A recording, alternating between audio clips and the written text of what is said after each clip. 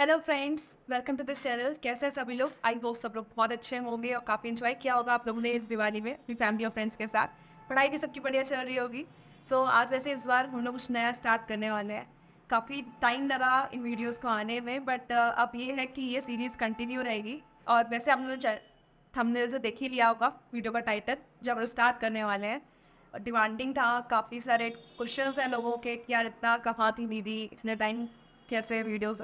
कोई नहीं, एक ही रहते सबका मैं आंसर्स करने वाली हूँ। बट बिफोर दिस मैं आप लोगों को एक बेसिक चीज़ें बता दूँ इस चैप्टर को स्टार्ट करने से पहले। और यार, मुझे खुद बहुत एक्साइटिंग लग रहा है, एक्साइटमेंट लग रही है कि इतने टाइम बाद ये वीडियोस आ रहे हैं और इतने टाइम बाद मैं आप लोगों से मिल पाऊँगी, फिर से वो कनेक्शंस, वो इंटरेक्शन हो पाएगा। बट ठीक है, अपनी तरफ से बेस्ट करना है। ये चैप्टर मैं बिल्कुल बेस से स्टार्ट करूँगी और अच्छे लेवल पे लेके जाना है। तो अगर आपको बिल्कुल भी नहीं आता ना, तो आप इसको कर सकते हो, कोई इशू नहीं होगा। इस चैप्टर की सबसे इंपॉर्टेंट चीज़ जो मैं बताऊँ कि इसमें जो 2D अरे का पार्ट है, अगर जिन्होंने पढ़ रखा होगा उन्हें देखा होगा काफ़ी कॉम्प्लिकेटेड लगता है लोगों को, बट ऐसा बिल्कुल नहीं होगा। जो मैं आपको सिंटेक्स बताऊँगी 10 to 15 मिनट से, प्लीज़ उस सिंटेक्स को ध्यान से कर लेना। और सिंटेक्स को समझने के बाद उसके बाद जो एक्स्ट्रा क्वेश्चंस हैं उनमें जो चेंजेस करवा रही हूँ उनको देख लेना। उसमें sum of diagonal elements, sum of boundary elements, या हम लोग को एक्सट्रैक्ट करना है diagonal elements, left diagonal right diagonal, बहुत इजीली हो जाएगा यार। वो लगता है टफ, बिल्कुल टफ नहीं है। एक छोटे से छोटे सिंटेक्स को एक से एक दो वर्ड को चेंज करना होता है एंड पूरा का पूरा कोड रेडी, एक वही सिंटेक्स रिपीट हो रहा होता है। और 1D आर में तो अपन को पता ही है, लीनियर सर्च, बाइनरी सर्च और बबल शॉर्टिंग, सिलेक्शन शॉर्टिंग। ठीक है, हो जाएगा। पहले स्टार्ट करते हैं। तो एरे से हम ये बताते हैं कि अभी आप लोगों ने पढ़ा है, इसके पहले कभी वेरिएबल को इनिशियलाइज कर रहे होते हैं हम लोग कोई भी, तो क्या करते थे? कोई भी एक वेरिएबल को इनिशियलाइज करने के लिए दो तरीके होते हैं, एक बाय डिफॉल्ट होता है, एक बाय यूजर होता है। बाय डिफॉल्ट में क्या होता था? जब भी वैल्यू उस क्वेश्चन में दी होती थी तो हम लोग नॉर्मली डेटा टाइप लेते थे, उस वेरिएबल को लेते थे, उसके अंदर वैल्यू को स्टोर कर देते थे। और बाय यूजर या बाय इनपुट बाय यूजर क्या करते थे हम लोग? स्कैनर क्लास डिक्लेयर करते थे, उस वेरिएबल को शो करते थे कि ये जो है बाय डिफॉल्ट बाय यूजर होने वाला है। और बाद में आउटपुट विंडो में उस वेरिएबल की वैल्यू को डिक्लेयर करते थे, इनिशियलाइज करते थे, कुछ भी कह सकते। अभी यहाँ पे क्या सीन है, मान लो आपको 10 वेरिएबल्स हैं जिनकी वैल्यू को इनिशियलाइज करना है। तो क्या करेंगे? अगर आप लोग नॉर्मली, अगर कोई किसी ने एरे नहीं पढ़ रखा है, वो बच्चा क्या करेगा? वो 10 वेरिएबल्स लेगा, उनके अलग अलग वैल्यूज को स्टोर करेगा। अभी मैं कह दूँ 10 तो ठीक है, अगर मैं कह दूँ 50 वैल्यूज को इनिशियलाइज कर, तो वो क्या करेगा? 10 वेरिएबल्स को लेगा, सॉरी 50 वेरिएबल्स को लेगा, उनकी 50 वैल्यूज को इनिशियलाइज करेगा उसके अंदर। यही चीज़ अगर हम बढ़ा दें, 100 कह दें, 200 कह दें, 500, तो क्या इतना ईजी हो पाएगा कि 500 वेरिएबल्स को इनिशियलाइज करना? हो पाएगा, बहुत लोग आगे कर लेंगे, पर यार एक बहुत कॉम्प्लिकेटेड हो जाएगा। अब मैं कह देती हूँ आपसे, वाले से आपसे मैंने 100 वेरिएबल्स को इनिशियलाइज कराया और कह दिया कि 70 नंबर का जो वेरिएबल है वो फाइंड करके बताओ, 70 नंबर का जो वेरिएबल है तुम्हारा, उसकी वैल्यू क्या? तो बहुत देखना पड़ेगा ना यार, कौन सा वेरिएबल था, कौन सी वैल्यू थी, थोड़ा तो देखना यार, कॉम्प्लिकेटेड दिखता है। ठीक है, 500, 1000, 2000, ये चीज़ बहुत लंबी जाती है, समझ रहे हो? अब ये चीज़ हम लोग ना इसको एरे के फॉर्म में अगर करेंगे तो ये इजी हो जाएगा। एरे क्या करता है? आपकी बहुत सारी वैल्यूज़ को ना एक सिंगल वेरिएबल में स्टोर करता है। इसके लिए हम एक सिंगल वेरिएबल में हम लोग करीब 10, 15, 20, 1000, 2000 वैल्यूज़ को भी स्टोर कर सकते हैं। काम इजी हो गया। अब तुमको फाइंड करना है, मान लो अगर लाइक अभी तक क्या कर रहे थे हम लोग, एक नॉर्मली कोई मान लो इंटीजर डेटा टाइप लिया हमने, एक वेरिएबल लिया ए, उसके अंदर मैंने वैल्यू स्टोर कर दी 10। ठीक है, दूसरा क्या करना है? अगर दूसरा वेरिएबल स्टोर करना है, दूसरे वेरिएबल में क्या करते हैं हम, दूसरा वेरिएबल ले लिया फी, इसके अंदर वेरिएबल स्टोर कर दी फ्रेंड। सिमिलरली थर्ड वेरिएबल लिया करते हैं, I N P data type से डिक्लेयर किया उसको, सी वेरिएबल लिया, उसके अंदर वैल्यू स्टोर कर दी 30। इस तरह करके 10 वेरिएबल्स ले रहे हो। अब मैं कह रही हूँ फिफ्थ नंबर का जो वेरिएबल है उसकी वैल्यू बताओ। तो मैं पहले तो सोचना पड़ेगा मैंने फिफ्थ वेरिएबल कौन सा रखा था, उसके अंदर वैल्यू क्या होगी वो फाइंड करने के लिए। अब यही चीज़ एरे में क्या करना होगा, हमें वो एक सिंपल सा एक वेरिएबल डिक्लेयर करना है ए, और उसके अंदर सारी वैल्यूज स्टोर हो रही है, तुम्हारी पूरी वैल्यूज स्टोर हो रही है, जितनी भी तुमने 10 की 10 वैल्यूज है ना, एक सिंगल वेरिएबल में स्टोर हो रही है। अब तुम्हें ना थर्ड नंबर का अगर वैल्यू फाइंड करना है, तुमसे बोल दिया जाए कि थर्ड नंबर की जो वेरिएबल में वैल्यू थी वो बताओ, तो क्या करोगे? इसको लिखते इस फॉर्म में, एरे को इस फॉर्म में लिखा जाता है। ठीक है, ये जो तुम्हारा जो स्क्वायर ब्रैकेट होता है, इसके अंदर हम लोग उसका नंबर डालते हैं, इंडेक्स नंबर।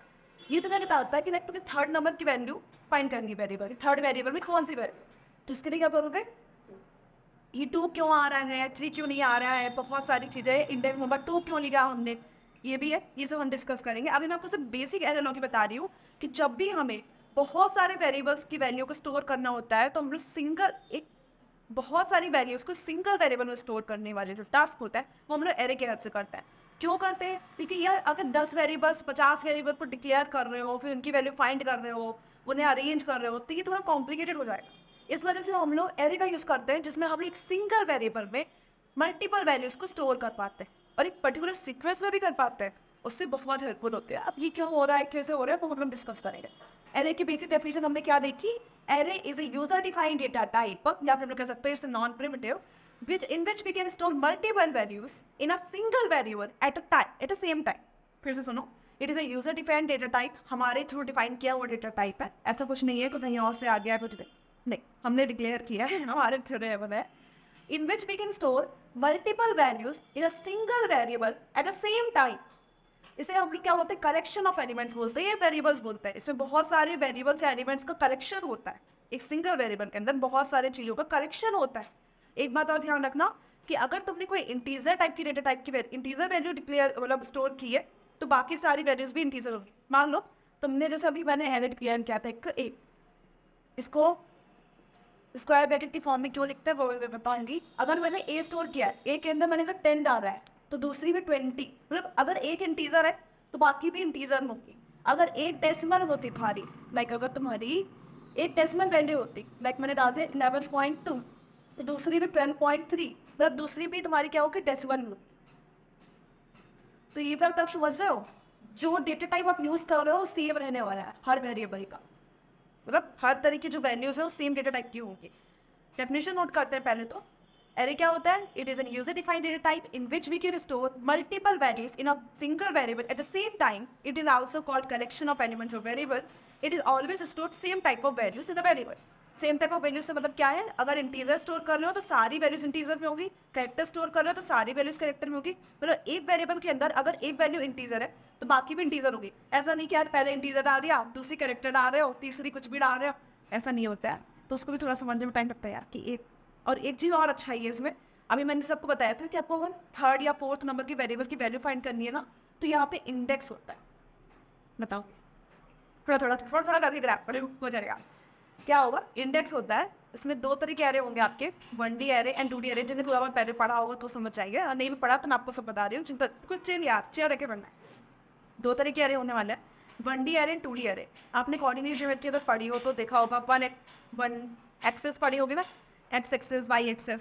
तो सिंगल एक्स या वाई एक्सेस जो होते हैं, सिंगल एक्सेस में अगर डिक्लेरेशन हो रहा है, मतलब कि सिंगल इंडेक्स बॉक्स बन रहा होता है एक लीनियर लेंथ वाला, उसको एक सिंगल डायमेंशन में, तो उसे 1D बोलते हैं। समझ जाओ छिपाए। और एक होता है एक्स एंड वाई एक्सेस, दोनों का यूज़ कर रहे होते हैं, इसे बॉक्स टाइप का बन रहा हो। मैट्रिक्स पढ़ी? मैट्रिक्स मैट्रिक्स थोड़ा बहुत अपने पहले कभी पढ़ी हो तो मैट्रिक्स होती है मैट्रिक्स या। तो इसमें क्या होता है? 2D एरे होता है। इसलिए खोल के अलग अलग सिंटेक्स होता है। पहले आप एरे देते क्या होता है?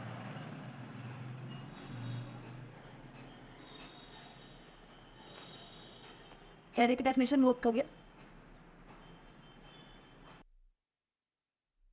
इसको हम लोग नॉन प्रिमिटिव भी बोलते हैं।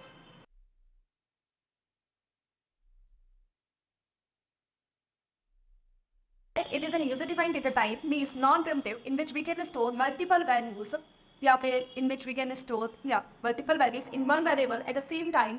इसे क्या बोलते हैं? कलेक्शन ऑफ एलिमेंट्स या कलेक्शन ऑफ वेरिएबल बोलते हैं। और दूसरी चीज मैंने आपको क्या बोलते हैं?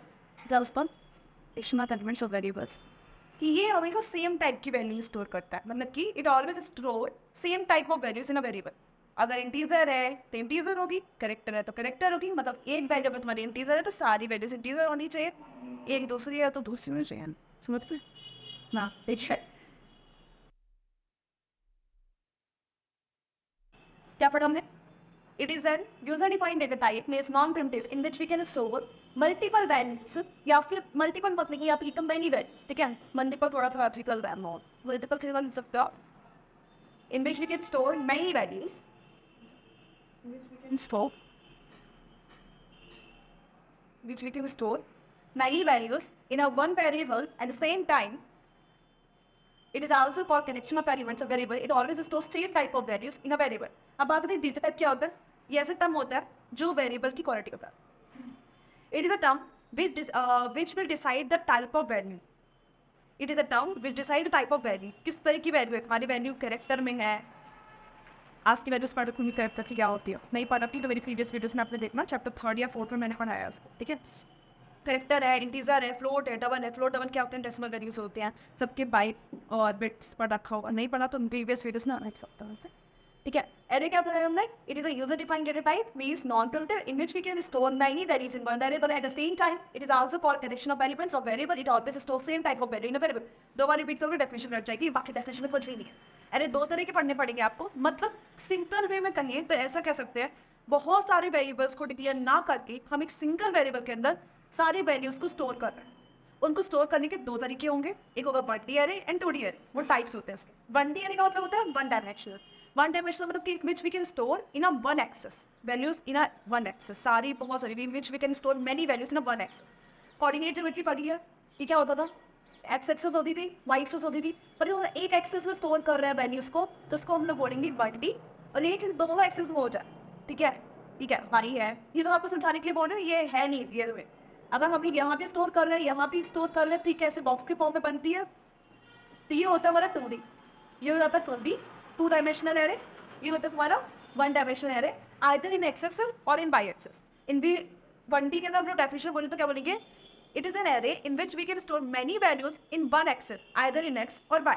It is an array in which we can store many values in one axis either in x or y. Note down कर लो, ये नोट डाउन कर लिया। It is N user defined data type means non primitive in which we can store many values in a one variable in and one variable. At the same time, it is also called collection of elements or variable. It always stores same type of values in a variable. Okay? So let's start out now.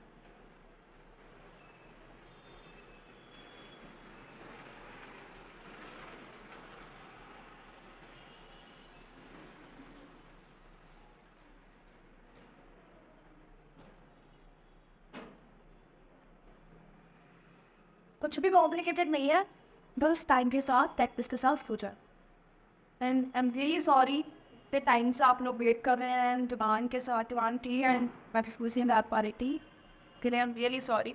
काफ़ी सारे regions थे and इस वजह से नहीं हो पा रहा था काम, बट कोई नहीं, मैं तब से कोशिश कर रही हूँ कि जो भी हो सके जितना बेस्ट दे सकूँ तो दे सकूँ, कोई यहाँ बाकी मैनेज तो करी। अब बात करता हूँ टाइप ऑफ एरे। एरे कितने तरीके होंगे बता चुकी हूँ, 1D एंड 2D, दो तरीके एरे होते हैं, ठीक है। तो एरे के टाइप क्या होता है?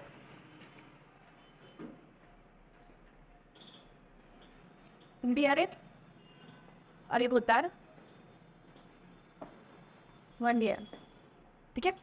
दो तरीके मिलेंगे, 1D एरे, 2D एरे। पहले हम लोग 1D एरे के बारे में पढ़ने वाले हैं, बाकी बहुत जगह 2D पढ़ाया जाता है, पर मैं 1D पढ़ाती हूँ पहले, क्योंकि 1D अगर आ गया तो तुमको 2D पढ़ने में बहुत कम टाइम लगेगा। सच में ये टफ नहीं है, बहुत ईजी है। एक सिंटेक्स है, तो सिर्फ एक सिंटेक्स है जिससे आप पूरा काम करना है, ठीक है, पूरा।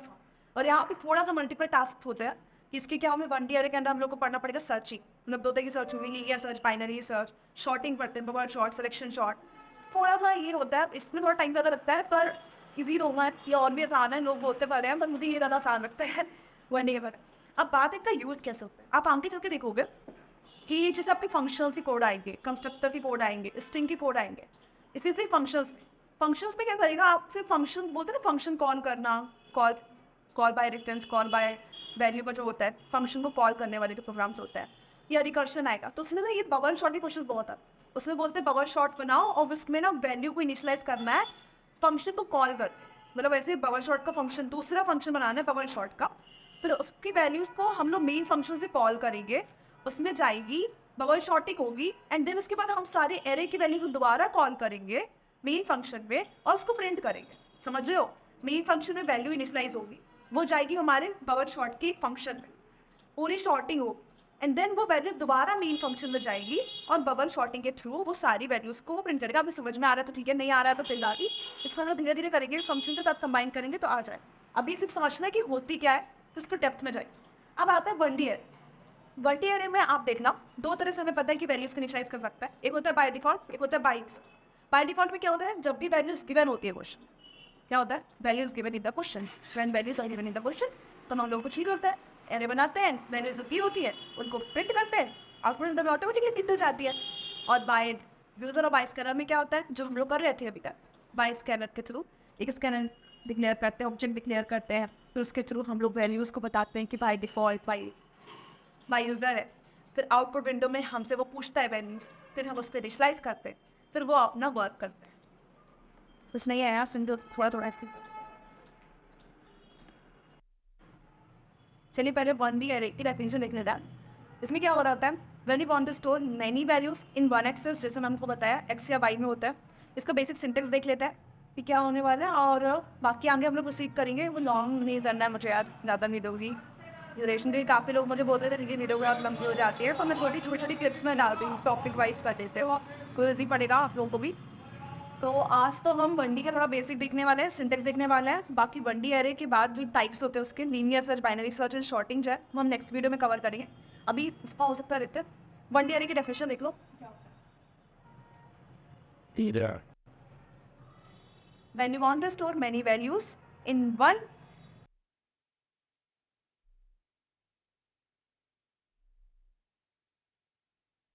ऐसे होता क्या है, जैसे हमने कोई वेरिएबल ले लिया एक, यार एक बात ध्यान रखना, जो एरे होता है ना, इसकी वेरिएबल में कुछ एक स्पेसिफिकेशन दिखेगी तुमको। इसके जो वेरिएबल होता है ना, तो उनको हम लोग ऐसे कोई भी तुमने ए वेरिएबल इनिशियलाइज किया, उसके बाद उनके ये स्क्वायर ब्रैकेट का यूज करते हैं। ये स्क्वायर ब्रैकेट जो है ना, वो रिप्रेजेंट करता है कि जो वेरिएबल है वो एक एरे, ठीक है। तो इसके लिए अलग क्वेश्चन नहीं होने चाहिए। अगर हम लोग किसी भी वेरिएबल के साथ ऐसा स्क्वायर ब्रैकेट बना रहे हैं, तो समझ जाओ ये एक स्पेसिफिकेशन दे रहा है कि हम एरे इनिशियलाइज कर रहे हैं, ठीक है। लाइक अगर इसका सिंटेक्स लिखूँ तो क्या लिखूँगी मैं, सिंटेक्स कैसा होगा, पहले तुम्हारा डेटा टाइप होना चाहिए, फिर आपका तुम्हारा वेरिएबल, फिर एक स्क्वायर ब्रैकेट बनाया जाता है, देन यू, फिर आता है यहाँ पे आधी बयान, ये एक ही लाइन, ठीक है, स्पेस के साथ। फिर हमने एक बॉक्स बनाते हैं और इसके अंदर आते हैं साइज। साइज से मतलब है कितने वेरिएबल्स है, कितनी वैल्यूज तुमको स्टोर करना है। एक सिंगल वेरिएबल पे 10, 20, 30, 40, 100, 200, 300 कितनी तुमको वैल्यूज को स्टोर करना है, वो हमारा साइज होता है। क्या हो रहा है देखो, पहले डेटा टाइप यूज कर रहे हैं, फिर कोई एक सिंपल वेरिएबल, वेरिएबल क्या होता है तुम्हारे एक्स वाई जेड कुछ भी हो सकते हैं। फिर ये एक स्क्वायर ब्रैकेट बनाते हैं जो रिप्रेजेंट करता है कि हम एक हम एक एरे इनिशियलाइज कर रहे हैं। वेरिएबल में सर स्क्वायर ब्रैकेट रिप्रेजेंट करता है कि हम एक एरे इनिशियलाइज कर रहे हैं, देन इक्वल्स टू न्यू, फिर डेटा टाइप तुम्हारा जो भी होगा, एंड देन स्क्वायर ब्रैकेट में डालते हैं साइज। साइज मतलब कितनी वैल्यूज उस एरे में, कितनी वैल्यूज उस पर्टिकुलर वेरिएबल में स्टोर होने वाली है। इसमें होता क्या है, लाइक अब मैं एक एग्जांपल ले लूँगा, इसमें मैंने ले लिया इंटीजर डेटा टाइप किया, ए वेरिएबल लिया, फिर डाला न्यू, फिर INT, और मैंने इसके अंदर डाल दी साइज, डाल दी 10। इसका मतलब क्या होगा, इसके अंदर होगा ये, तुम्हारी एक मेमोरी क्रिएट होती है, तुम्हारा कंप्यूटर समझ जाएगा एक वेरिएबल है, एरे वेरिएबल है, दैट इज ए, इसके अंदर तुम्हें 10 वैल्यूज स्टोर करनी है। ऑटोमेटिकली तुम्हारा एक इंटीजर डेटा टाइप का ए वेरिएबल 10 वैल्यू को स्टोर करे। कैसे, एक मेमोरी क्रिएट होती है जिसमें वो 10 बॉक्सेस बनाता है, 10 बॉक्सेस का एरे बन जाता है। ये जो अनदर नंबर होंगे ना, ये होते हैं व्यू, स्टार्टिंग कहाँ से होती है, इसलिए जो 10 बॉक्सेस का एरे बन रहा होता है तुम्हारा, एक मेमोरी क्रिएट होती है 10 बॉक्सेस की, उसकी इनिशियल स्टार्टिंग होती है 0 से, और इनको क्या मिलते हैं, तो इंडेक्स नंबर मिलते हो, 0, 1, 2, 3, 4, 5, ऐसे तुम्हारे प्लस 10 4। अब एकदम 0 से स्टार्ट कर रहे हो, लेकिन हाई पर इतना माउची होना चाहिए, तुमने 10 वेरिएबल से स्टोर कर रहे हैं, स्टार्टिंग तुम 0 से कर रहे हो, तो लास्ट इंडेक्स क्या होगा तुम्हारा, लास्ट इंडेक्स क्या होगा 9। 10 बॉक्सेस बन रहे हैं, स्टार्टिंग 0 से हो रही है, 10 वैल्यूज को स्टोर करना है, तो लास्ट इंडेक्स क्या होने वाला 9। क्यों हो रहा है, 10 वैल्यूज को स्टोर करना है, 0 से स्टार्ट होगा, 0, 1, 2, 3, 4, 5, 6, 7, 8, 9। 10 बॉक्सेस में कहाँ तक स्टोर हो जाएगी 9, तुम्हारा लास्ट इंडेक्स क्या होगा 9। उस बॉक्स क्या होगा तुम्हारा, ये ऑफ 9, बीच में डैशेस लगे, बोल मत देना कि यार 5 के बाद 9 कैसे आ गया, नहीं, 5 वाले डैश लगे हुए, इसमें बहुत सारे आ रहे हैं, तो तुम्हारे 0, 1, 2, 3, 4 अप टू 9 तक जाएगा। 10 बॉक्सेस का एरे बनाना है, 0 से स्टार्ट होकर 9 तक एंड होता है, इसका मतलब सब नोट कर सकते हैं। ये सच में है, हो क्या रहा है, इसको सिंटेक्स क्या होने वाला है इसका, पहले डेटा टाइप इनिशियलाइज करते हैं हम लोग, फिर वेरिएबल होता है, ये जो स्क्वायर ब्रैकेट है वो क्या रिप्रेजेंट करता है कि ये वेरिएबल एक एरे, इस एरे मतलब क्या है, मेमोरी क्रिएट होनी चाहिए जिसमें हम लोग बहुत सारी वैल्यूज़ को स्टोर कर सकें, बहुत सारे वेरिएबल्स को स्टोर कर सकें, collection of elements, collection of variables. उसको लिखने का तरीका क्या है, नेक्स्ट हम लोग से लिखते हैं न्यू, फिर दोबारा डेटा टाइप अंडर साइज, तुम्हारी कितनी साइज का मतलब है कितनी वैल्यूज तुम स्टोर करने वाले हो। सेकेंड थिंग ध्यान रखना, तुम्हारा जैसे तुम इसको इनिशियलाइज करते हो, ये लाइन जैसे तुम इसको डालते हो, ऑटोमेटिकली तुम्हारा कंप्यूटर एक मेमोरी क्रिएट करता है। तुम्हारे 10 बॉक्सेस की मेमोरी बन जाएगी, और 10 बॉक्सेस की मेमोरी ये तुम्हारी कंप्यूटर तुमको दिखती नहीं है, ये ऑटोमेटिकली क्रिएट हो जाती है। मतलब ये मेमोरी तुम्हारी क्रिएट हो जाती है 10 बॉक्सेस की।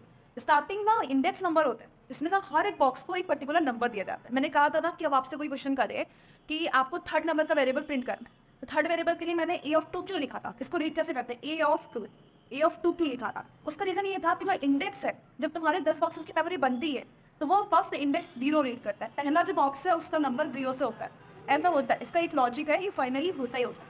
फर्स्ट इंडेक्स हमारा 0 होगा, सेकंड पहला बॉक्स का नंबर 0, ए ऑफ 0 बोलेंगे। पहला वेरिएबल इसके अंदर स्टोर होगा, लाइक तुमने दे दिया फर्स्ट वेरिएबल दे दिया 20, दूसरा दे दिया तुमने 19, फिर दे दिया तुमने 7, तो तुम्हारा ए ऑफ 0 के अंदर पहला वेरिएबल स्टोर होगा, फिर दूसरा ए ऑफ 1 के अंदर, तीसरा ए ऑफ 2 के अंदर। तो मैंने जब कहा था थर्ड वेरिएबल प्रिंट कर रहा है, तो मैंने ए ऑफ 2 क्यों लिखा था, क्योंकि इंडेक्स 0 से स्टार्ट होता है।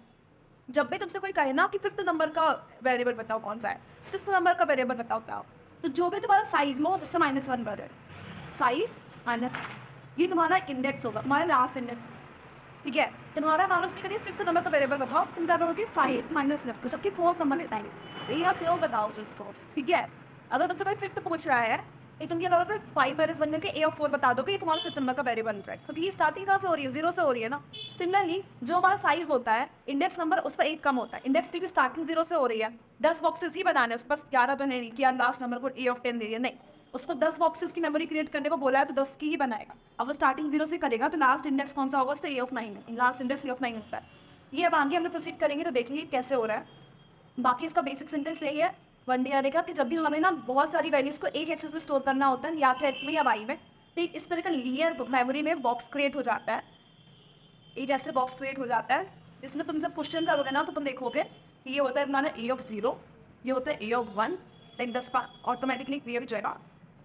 अगर तुम बाय डिफॉल्ट कर रहे हो तो तुमको ऑलरेडी पहले जो भी तुम्हारा एरे होगा उसके अंदर वैल्यूज़ को डालना होगा। और यही चीज़ हम अगर बाय यूज़र कर रहे हैं तो बाय यूज़र पे क्या करते हैं, हम लोग नॉर्मल सिंटेक्स लिखते हैं। जब हम लोग आउटपुट विंडो ओपन करते हैं तो तुमसे पूछता है कि इंटर योर वैल्यूज़, या जो भी हमने प्रिंट कर रखी होती है लाइन वो इंटर करनी होती है वैल्यूज़ को। अगर 10 बॉक्सेस का एरे तो 10 वैल्यूज़ को प्रिंट करना होता है, फिर वो तुम्हारी उसके आगे प्रोसीड करता है। अगर तुम असेंडिंग ऑर्डर यूज़ कर रहे हो, तुम लोगों ने क्वेश्चन देखे होंगे, दिया रहता है कि print all the numbers in ascending order.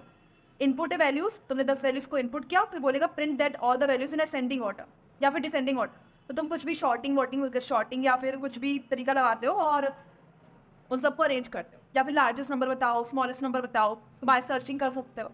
तो ये सब चीज़ें जो होती है ना वो सब हम लोग तभी कर पाते हैं जब ऑलरेडी पहले इसके अंदर वैल्यूज स्टोर होती है, या तो हम लोग आउटपुट विंडो में स्टोर करते हैं। करता क्या है, मेमोरी क्रिएट करता है, अलग अलग इंडेक्स में वो वैल्यूज स्टोर करता है। इंडेक्स क्यों कम होता है, इंडेक्स तुम्हारा जो ये रिप्रेजेंट करता है साइज। ठीक है, इंडेक्स कम फीलिंग 0 से होती है, इसलिए जो लास्ट इंडेक्स होता है वो तुम्हारा क्या होता है, एक कम होता है, साइज -1 होता है। लास्ट इंडेक्स क्या होगा तुम्हारा, हमेशा अगर 10 वैल्यूज स्टोर करनी है हम लोग को, 10 साइज 10 है तो लास्ट इंडेक्स होगा तुम्हारा ए ऑफ 9, 10 की जगह क्या होगा ए ऑफ 9 होगा, साइज जो भी दे रखा है उसका -1। अगर तुमसे कोई कहता है कि 4th वेरिएबल बताओ, 5th वेरिएबल बताओ, तो 4th एंड 5th वेरिएबल के लिए करना है, जो भी तुम्हारा वेरिएबल फाइंड करना है उसका -1 करके वेरिएबल बता दो। सिंपली यही होने वाला है। लाइटिंग का इशू तो नहीं होना यार कोई। ये 1D है, 2D में कुछ नहीं है। 2D में भी सेम चीज़ होती है, मैं थोड़ा सा बेसिक इसलिए बता रही हूँ, क्या फर्स्ट इंट्रोडक्टरी लेक्चर है तो बेसिक डिस्कस कर रहे हैं। नेक्स्ट वीडियो से हम लोग 1D एरे को डेप्थ में जाने वाले हैं, इसके linear search, binary search, sorting वगैरह सब क्लियर करेंगे। तो आपको पहले तो 2D बता दूँ थोड़ा सा। 2D में कुछ नहीं होगा। 2D जैसे मैंने बताया, आपने अगर मैट्रिसेस पढ़ रखे हो तो 2D में इंडेक्स ऐसे बनता है, एक बॉक्स बनता है 2D 2 डायमेंशनल बॉक्स बनता है। लाइक मैंने अगर ये बना दिया तुम्हारा, लाइक 3 रोज है 4 कॉलम है तो 3x4 तो मैट्रिक्स बनाया है। ठीक है, 3 रोज है, इनको रोज बोलते हैं। ठीक है, 1 2 3, और ये कॉलम्स होता है तुम्हारे 1 2 3 4, 4 कॉलम्स है 1 2 3 4। मैट्रिक्स के फॉर्म में 3x4 लिखते हैं, थोड़ा बहुत देखा आप लोगों ने। पर इनकी भी फीलिंग ऐसे होती है कि जो तुम्हारा CB है तुम्हारा कंप्यूटर में, तुम्हारे जो इंडेक्स होगा वो हमेशा 0 से स्टार्ट होता है। चाहे तुम 2D की बात करो चाहे 1D की। इंडेक्स अभी आगे भी आप स्ट्रिंग वगैरह पढ़ोगे ना, स्ट्रिंग चैप्टर है आपका, तो उसमें आप देखेंगे कि इंडेक्स का मतलब होता है कि फर्स्ट इंडेक्स तुम्हारा 0 से स्टार्ट लिखता है। अभी लेंथ वगैरह जो पढ़ना है, अभी लेंथ फंक्शन होता है एक, ठीक है, पढ़ोगे आगे, तो वो 1 से होता है, वो भी बताएंगे। अभी क्या है, जैसे इसकी बात करें 2 डायमेंशनल, तो तुम्हारा कुछ एरे इस तरह का बनता है 2 dimensional 1 X axis and Y. इसको देखो ना, एक्स में भी जा रहा है, ये वाई एक्सेस में भी जा रहा है, तो इसका इंडेक्स क्या होता है तुम्हारे हमेशा 0 से होता है, 0 0। ये 0 नंबर की है रो है, ये 1 नंबर की रो है, ये 2 नंबर की रो है। यहाँ पे भी देखा जाए इसको डाउन 0 नंबर का कॉलम है, 1 नंबर कॉलम है, 3 नंबर कॉलम है, 3 नंबर का कॉलम है। तो इसका नंबर क्या आएगा? पहले रो लिखते हैं फिर कॉलम लिखते हैं, 0 फिर। इसकी बात करें तो ये क्या आएगा? हमारा 0 नंबर की रो है और 1 नंबर का कॉलम है, ठीक है। ये क्या आएगा? 0 नंबर की रो है, 2 नंबर का कॉलम है, 0 नंबर की रो है, 3 नंबर का कॉलम, फर्स्ट रो है, 0 नंबर का कॉलम है, ये फर्स्ट रो है, फर्स्ट कॉलम है, फर्स्ट रो है, सेकंड कॉलम, ऐसे इसी तरह प्रोसीड करते हैं इसको। इसमें अपन वेरिएबल के थ्रू देखेंगे काम क्या हो रहा है। अभी 1D देख लिया आपने, 1D में क्या था?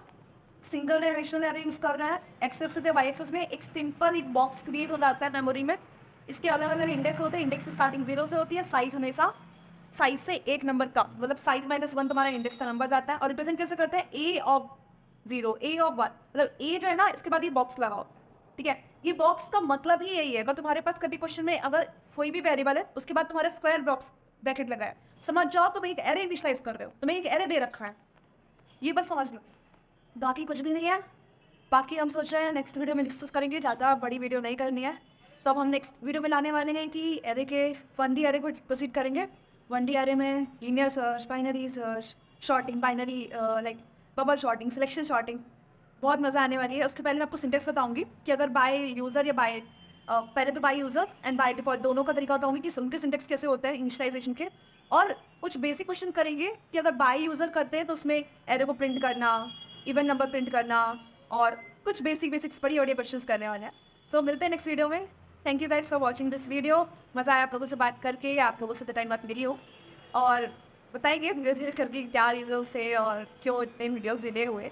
बट डोंट वरी, अब ये स्टार्ट कर दिया है तो आपका चैप्टर कंप्लीट होगा। और जो मैंने सोचा ये है कि 10th को चलिए मैंने अभी स्टार्ट करी है, अभी जो 9th का है, 9th का सीन ये है कि इनसे मैंने लास्ट का छोड़ा है, आई थिंक लूप वगैरह छूटा है, for loop and basic series जैसे क्वेश्चन छूटा है। तो मैं इन वीडियोस को कैरी ऑन करूँगी और बीच बीच में उनके भी वीडियोस लाते जाऊँगी। अभी क्या बस को सब नहीं कर रही हूँ क्योंकि बहुत लोगों की डिमांड ये भी थी, तो ये इनको लगाएंगे, इनको कैरी ऑन करने वाले हैं, और इसको भी बीच बीच में धीरे धीरे करके मैं उसको लाती रहूँगी। और कुछ प्रैक्टिस क्वेश्चन की सीरीज भी लानी थी, जैसे मैं आपको कहा था लॉजिक ऑफ डिजिटल एक्सट्रैक्शन, तो उसको मैं ले आऊँगी। कुछ पैरेंट रो नाम नंबर वगैरह का डिस्कस करना है। एक लॉजिक है जिससे आप सारे क्वेश्चंस कर सकते हो, और बहुत इंटरेस्टिंग है यार। सेम चीज़ आपकी स्ट्रिंग में भी होगी, लॉजिक ऑफ लेटर एक्सट्रैक्शन। एक लॉजिक से आप बहुत सारे क्वेश्चंस कर पाओगे स्ट्रिंग के, तो उसको भी लाएंगे। सो देखते हैं कैसे होता है, धीरे धीरे मैनेज कर रहे हैं। और थैंक यू, आप लोगों ने बहुत बहुत मोटिवेट किया, मुझे काफ़ी हेल्प की, really really thank you so much. चलो मिलते हैं नेक्स्ट वीडियो में, बाय बाय।